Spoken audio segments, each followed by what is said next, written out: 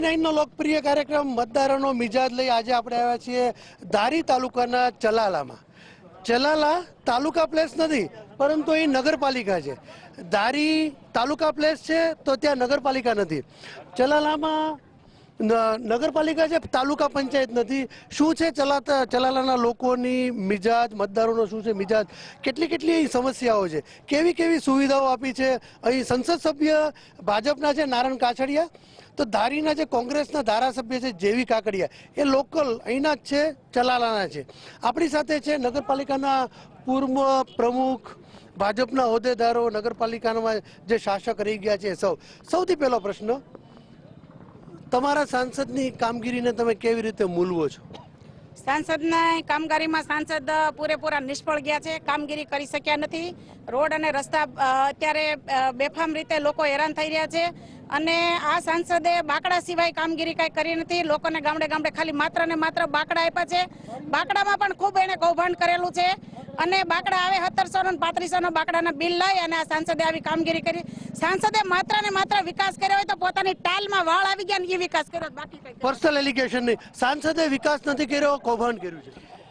મારે તમને એ જણાવવાનું છે કે કોઈ આક્ષેપ કરતું હોય પણ લોકોને, જાહેર જનતાને પૂછો કે નારાયણભાઈ કાછડિયા એટલે 108નું બિરુદ એને મેળવેલું છે, અને જે કેન્દ્રીય કક્ષાના જે કાંઈ કામો હોય, પછી પાસપોર્ટ હોય, ટ્રેન હોય, રસ્તા હોય, એ બધામાં પૂરેપૂરી કાળજી રાખી અને 110% કામ કર્યું છે। એનું રિપોર્ટ કાર્ડ તમે જુઓ ને, એમપીનું રિપોર્ટ કાર્ડ, તો એને 92% તો એમની હાજરી બોલે છે।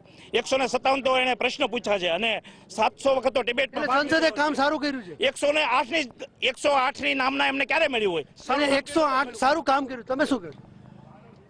એ તો જે પાર્ટીના માણસો હોય, એ તો જે તે પાર્ટીના સાંસદ હોય, એ તો એના વખાણ કરવાના જ છે। તો ક્યાં તક નબળી કામગીરી તમને શું? ઘણી બધી 100% કામગીરી, 100% કામગીરી, અને 10 વર્ષની ખાલી એનો હિસાબ બતાવે જનતાને હિસાબ બતાવે કે મેં મારી કામગીરી કરી છે, એનો ખાલી અમને એજન્ટ એનો રિપોર્ટ આપે ખાલી। તો વધુ કેટલાક મિત્રો રિપોર્ટ માંગે છે, કામ નથી કર્યું તમારા સંસદે। સાંસદના હિસ્સે આવતી જવાબદારીઓ સ્થાનિક લેવલની નથી હોતી, એ તાલુકા પંચાયત, જિલ્લા પંચાયત, નગર પંચાયત, ગ્રામ પંચાયતના હવાલે હોય છે। જે દેશ લેવલના કામ હોય, પછી બ્રોડગેજ હોય, પાસપોર્ટ હોય, હવાઈ હોય।